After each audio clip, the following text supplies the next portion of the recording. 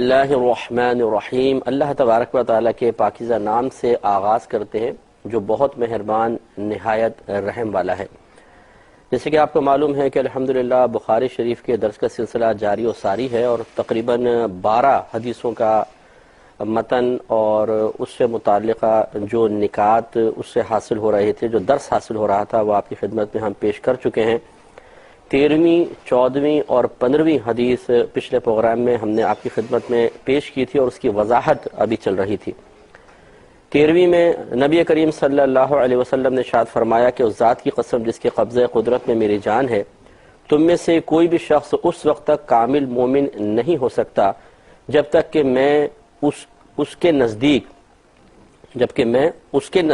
اس کے اولاد اور اس کے والد سے زیادہ پیارا نہ ہو جاؤں۔ اور 14ویں حدیث میں نبی کریم صلی اللہ علیہ وسلم نے ارشاد فرمایا کہ تم میں سے کوئی اس وقت تک کامل مومن نہیں ہو سکتا جب تک میں اس کے نزدیک اس کی اولاد، اس کے والد اور تمام لوگوں سے زیادہ پیارا نہ ہو جاؤں۔ 15ویں حدیث میں بھی تھوڑا سا حصہ جو تھا وہ یہی تھا کہ نبی کریم صلی اللہ علیہ وسلم نے ارشاد فرمایا کہ جس میں 3 چیزیں ہوں گی وہ حلاوت ایمان پائے گا، یعنی ایمان کی لذت کو محسوس کرے گا، جن میں سے پہلی بات آپ نے یہی بیان فرمائی کہ اللہ تبارک و تعالی اور اس کے رسول یعنی مجھے وہ تمام لوگوں سے زیادہ محبوب رکھے۔ تو ان تینوں پر کلام کرتے ہوئے اس مضمون پر ہم نے آپ کو بتایا تھا کہ محبت قلبی فعل ہے، ایک قلبی کیفیت کا نام ہے کہ جب پسندیدگی کے ساتھ کسی چیز کی طرف دل مائل ہوتا ہے تو اسے محبت کہا جاتا ہے، اور جب اس میں شدت پیدا ہو جاتی ہے تو اسے عشق سے موسوم کیا جاتا ہے۔ پھر نبی کریم صلی اللہ علیہ وسلم کی محبت 2 طرح کی ہو سکتی ہے، بلکہ عام محبت آپ لیں کہ عام محبت 2 طرح کی ہو سکتی ہے، اختیاری ہوتی ہے یا غیر اختیاری ہوتی ہے۔ غیر اختیاری محبت یعنی دل کا وہ میلان جو ہمارے قدرت و اختیار میں نہیں ہے، اسے طبعی محبت سے تعبیر کیا جاتا ہے کہ وہ طبعی محبت ہے، یعنی یہ اللہ تبارک و تعالی کی طرف سے قلب میں رکھی جاتی ہے، اور اس میں کسی کو قدرت و اختیار نہیں ہوتا، خود بخود ہو جاتی ہے۔ جیسے ماں باپ سے محبت ہے، اپنے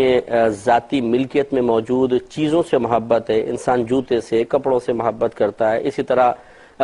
بیوی بچوں کی محبت ہے، مال کی محبت ہے، حتیٰ کہ گھر میں پلے ہوئے جانور سے بھی انسان کو محبت ہو جاتی ہے، اور یہ طبعی میلان ہے، اس میں انسان کو کوئی تکلف کرنے کی ضرورت نہیں ہوتی، خود بخود دل مائل ہوتا ہے۔ اور جب یہ کنفرم ہو گیا کہ یہ محبت غیر اختیاری ہے اور طبعی محبت پر انسان کو قدرت و اختیار حاصل نہیں ہوتا، تو یہ بھی یاد رکھیے کہ شریعت ہمیں اس چیز کا مکلف نہیں بناتی ہے کہ جو ہمارے قدرت و اختیار میں نہ ہو۔ جیسے کہ اللہ تبارک و تعالی نے قرآن عظیم میں ارشاد فرمایا کہ لا یکلف اللہ نفسا الا وسعها، اللہ تبارک و تعالی کسی جان کو اس کی ہمت سے زیادہ آزمائش و تکلیف میں مبتلا فرماتا ہی نہیں ہے، ورنہ تو پھر جس کی ہمت نہیں ہے، جو ہمارے قدرت و اختیار میں نہیں ہے، اگر اس کا مکلف بنا دیا جائے تو یہ ایک طرح سے معاذ اللہ ظلم کی صورت ہوگی۔ جیسے ہم کسی نابینا کو کہیں کہ وہ دیکھنے پہ قدرت ہی نہیں رکھتا اور ہم کہیں کہ تم دیکھو، تو یہ ایک ظلم کی سی صورت بن جائے گی، بیجا حکم ہوگا۔ لہذا معلوم ہوا کہ یہاں پر بھی جو نبی کریم صلی اللہ علیہ وسلم ارشاد فرما رہے ہیں کہ تمہارا ایمان اس وقت تک کامل نہیں ہوگا جب تک میں تمہیں تمام لوگوں سے زیادہ پیارا نہ ہو جاؤں، تو یہاں پر وہ بے اختیار محبت تو مراد ہو ہی نہیں سکتی ہے۔ اور میں نے اس پہ پچھلی دفعہ بھی وضاحت کی تھی کہ بعض اوقات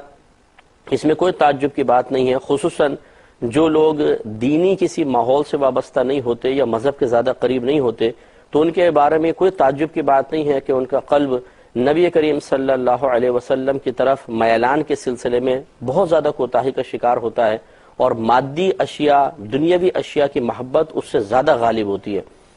کیوں؟ اور یہ کوئی مطلب چونکہ قدرت و اختیار میں تو ہے نہیں، تو دل زیادہ اس طرف مائل ہوگا۔ اور حتیٰ کہ اگر دینی معاملات میں بھی دیکھا جائے تو بسا اوقات ایسا ہوتا ہے کہ انسان کا دل ضروری نہیں ہے کہ ہر وقت نبی کریم صلی اللہ علیہ وسلم کی طرف زیادہ اٹریکشن محسوس کر رہا ہو، اس کے برعکس اور بہت ساری چیزیں ایسی ہوتی ہیں جو دل کو کھینچ لیتی ہیں، اور چونکہ اکثر انسان اپنے دل کی کیفیات کے تابع ہوتا ہے تو وہ اپنے دل کی بات مانتے ہوئے اس طرف اٹریکشن کم محسوس کرتا ہے، دوسری طرف زیادہ محسوس کرتے ہوئے ان اعمال کو اختیار کر لیتا ہے جو اسے اس طرف لے جاتے ہیں۔ چنانچہ اس کا ہمیں مکلف نہیں بنایا گیا۔ اب میں نے آپ کو سمجھا چکا ہوں، لیکن میں دوبارہ اس لیے عرض کر رہا ہوں تاکہ ایک دفعہ تازہ خلاصہ ذہن میں آ جائے اور یہ مفہوم تازہ ہو جائے، کیونکہ بہت امپورٹنٹ چیز ہے۔ لہذا اب نبی کریم صلی اللہ علیہ وسلم نے جس محبت کا ہمیں مکلف بنایا ہے، اس سے وہ محبت مراد ہے کہ جس کو ظاہری علامات سے پہچانا جائے، اس کو ظاہری اعمال و افعال سے پہچانا جائے، کیونکہ ظاہری اعمال و افعال یہ ہمارے قدرت و اختیار میں ہوتے ہیں۔ یہ عمل اختیار کرو، اس کو چھوڑ دو، ہمارے قدرت و اختیار میں ہے۔ تو گویا کہ نبی کریم صلی اللہ علیہ وسلم کا کہنے کا مقصد یہ ہے کہ وہ محبت جو تمہارے قدرت و اختیار میں ہے، اس محبت کو اختیار کرو، اور اس کو اختیار کرنے کا مطلب یہ ہے کہ ایسے ظاہری اعمال اختیار کرو کہ دیکھنے والا بآسانی فیصلہ کر لے کہ تمہارے دل میں نبی کریم صلی اللہ علیہ وسلم کی محبت دوسروں کے مقابلے میں سب سے زیادہ ہے۔ اور وہ ظاہری اعمال کیا ہیں، اس کا خلاصہ میں نے جو عرض کیا تھا، پھر عرض کرتے ہیں کہ مثلا اگر تمام مخلوق ایک طرف ہو، نبی کریم صلی اللہ علیہ وسلم کو ایک طرف رکھا جائے، اب یہ لوگ کچھ اور حکم دے رہے ہیں، نبی کریم صلی اللہ علیہ وسلم کچھ اور حکم دے رہے ہیں، اب اگر ہم ان تمام کے حکم کو ٹال کر نبی کریم صلی اللہ علیہ وسلم کے حکم کو مان لیتے ہیں، یعنی خصوصاً اس وقت جب دونوں باہم مقابل ہو جائیں، یہ کہہ رہے ہیں کرو، نبی کریم صلی اللہ علیہ وسلم فرما رہے ہیں نہ کرو، یہ کسی کام کا کہہ رہے ہیں نہ کرو، سرکار صلی اللہ علیہ وسلم فرما رہے ہیں کرو، اب ہے امتحان۔ اور اب ہمارے قلب میں اگر نبی کریم صلی اللہ علیہ وسلم کی محبت زیادہ ہوگی، غالب ہوگی، ہم سب سے زیادہ اپنے نبی کریم صلی اللہ علیہ وسلم کو چاہتے ہوں گے، تو اس وقت پھر ہم سرکار کا کہنا مانیں گے صلی اللہ علیہ وسلم، لوگوں کا نہیں۔ لہٰذا اگر اس امتحان پہ کوئی پورا اتر جاتا ہے کہ جب اس طرح دو احکام میں تضاد پیدا ہو جائے، تعارض پیدا ہو جائے، دنیا والے کچھ کہہ رہے ہیں، بیوی بچوں کا مطالبہ کچھ ہے، نبی کریم کا کچھ ہے، ماں باپ کا کچھ ہے، نبی کریم صلی اللہ علیہ وسلم کو اس کے مخالف ہے، دوست کسی اور چیز کا مطالبہ کر رہے ہیں، نبی کریم صلی اللہ علیہ وسلم کا حکم کسی اور چیز کا تقاضا کر رہا ہے، اور ہم نے نبی کریم صلی اللہ علیہ وسلم کے حکم کو فوقیت دے دی، تو ہم نے بعینی اس حدیث کے مطابق اپنے آپ کو آزمائش میں پورا اتار کر دکھا دیا اور ایمان کے کامل ہونے کا ثبوت دے دیا۔ گویا کہ نبی کریم کے حکم کو فوقیت دے دی، تو اس کا مطلب ہے کہ یہ ثابت ہوا کہ ہمارے دل میں نبی کریم صلی اللہ علیہ وسلم کی محبت سب لوگوں سے زیادہ ہے۔ ایسے ہی نبی کریم صلی اللہ علیہ وسلم کی پسند، لوگوں کی پسند، آپ کی ناپسند، لوگوں کی ناپسندیدگی، ان میں اگر باہم تعارض ہو جائے اور کوئی شخص نبی کریم کی پسند کو فوقیت دے، لوگوں کی پسند کو چھوڑ دے، نبی کریم کسی چیز کو ناپسند کر رہے ہوں، لوگ پسند کر رہے ہوں، ان کی پرواہ نہ کرے، سرکار کی ناپسندیدگی کی پرواہ کرتے ہوئے اس عمل کو ترک کر دے، چھوڑ دے، تو سمجھ لیجئے کہ وہ سب سے زیادہ اپنے نبی کریم صلی اللہ علیہ وسلم سے محبت کرتا ہے، اور اس کی روشنی میں کہا جا سکتا ہے کہ اس کا ایمان کامل ہے۔ خلاصہ کلام یہ ہوا، ہمارے تمام دیکھنے والے بھائی بہن اس پر اپنے آپ کو پرکھ سکتے ہیں، اپنا امتحان لے سکتے ہیں۔ زبانی دعویٰ اللہ تعالیٰ کی بارگاہ میں کوئی اہمیت نہیں رکھتا ہے، نعرے لگانا، زبانی دعوے کرنا بہت آسان ہے، دعویٰ بلا دلیل بالکل بیکار ہے۔ اگر میں کہوں کہ میں آپ سب سے زیادہ عقل مند اور ذہین ہوں، یہ ایک دعویٰ ہے، اور آپ مجھ سے دلیل مانگے کہ دلیل دیجیے، اور میں کہوں دلیل بس چھوڑ دو، میں آپ سب سے زیادہ عقل مند ہوں، تو یقینی سی بات ہے کہ دعویٰ بلا دلیل قابل قبول نہیں ہوتا ہے۔ اس طرح اگر ہم یہ کہتے ہیں کہ ہاں واقعی ہمیں اپنے نبی کریم صلی اللہ علیہ وسلم سے سب سے زیادہ محبت ہے، یہ دعویٰ اس وقت تک نہیں مانا جائے گا، اللہ تعالیٰ کی بارگاہ میں مقبول نہیں ہوگا۔ اس دعوے کے جواب میں انعامات باری تعالیٰ کا سلسلہ اس وقت تک جاری و ساری نہیں ہوگا جب تک کہ ہم عملی ثبوت پیش نہ کر دیں۔ لہذا سب ہمارے دیکھنے والوں سے ہماری گزارش ہے کہ اپنے آپ کو اس امتحان کی چکی میں پیسیں، اور اپنے ایک ایگزامینیشن ہال میں گویا کہ اپنے آپ کو بٹھائیں اور پروف کریں، ثابت کر دیجئے کہ آپ کو سب سے زیادہ محبت ہے، اور یہ امتحان کرنا بہت آسان ہے۔ لہذا آپ دیکھ لیجئے کہ اگر بالفرض نبی کریم صلی اللہ علیہ وسلم کے حکم کے مقابلے میں ماں کا حکم اچھا لگتا ہے، باپ کا حکم اچھا لگتا ہے، یا دنیاوی تقاضے ہمیں سرکار کے حکم کے خلاف لے کر جاتے ہیں، دوستوں کی محبت ہمیں مجبور کر دیتی ہے کہ نبی کریم صلی اللہ علیہ وسلم کے احکام کو ترک کر دیا جائے، یا بیوی بچوں کی طرف سے ایسے مطالبات ہو جاتے ہیں کہ ان کی محبت سے مغلوب ہو کر ہم نبی کریم صلی اللہ علیہ وسلم کے حکم کو ترک کرنا اپنے لیے آسان تصور کرتے ہیں، ان کا کہنا ماننا بالکل بہت مشکل، یعنی ان کا کہنا ٹالنا بہت مشکل محسوس ہوتا ہے، نبی کریم کا فرمان ٹالنے میں کوئی پرواہ نہیں ہوتی، تو اس کا مطلب محبت میں ناقص ہے، اب دعویٰ کرنا بیکار ہے۔ اسی طریقے سے نبی کریم صلی اللہ علیہ وسلم کی پسند اور ناپسند کا معاملہ ہے، اگر یہ سرکار کی پسند کو ہم نے نظر انداز کیا، لوگوں کی پسند کو فوقیت دی،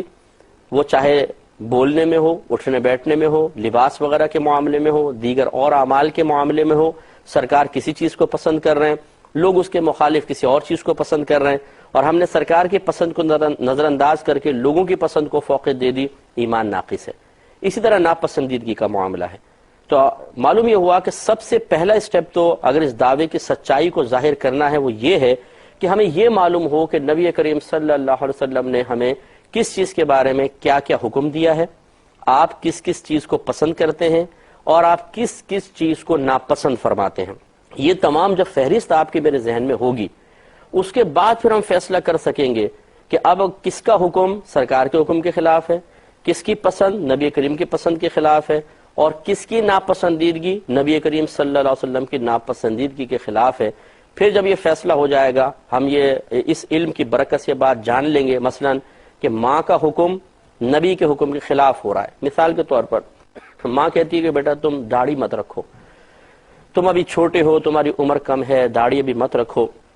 اور اس کے برعکس نبی کریم صلی اللہ علیہ وسلم ارشاد فرما رہے ہیں کہ داڑیاں بڑھاؤ، مونچھیں چھوٹی کرو، اور یہودیوں کی سی صورت مت بنو۔ بخاری کی روایت ہے، اس میں بھی آئے گی، مسلم کے اندر بارہا نبی کریم صلی اللہ علیہ وسلم نے ارشاد فرمایا، یعنی کئی روایت موجود ہیں کہ داڑھیوں کو معاف رکھو، داڑھیوں کو سے حصہ نہ لو،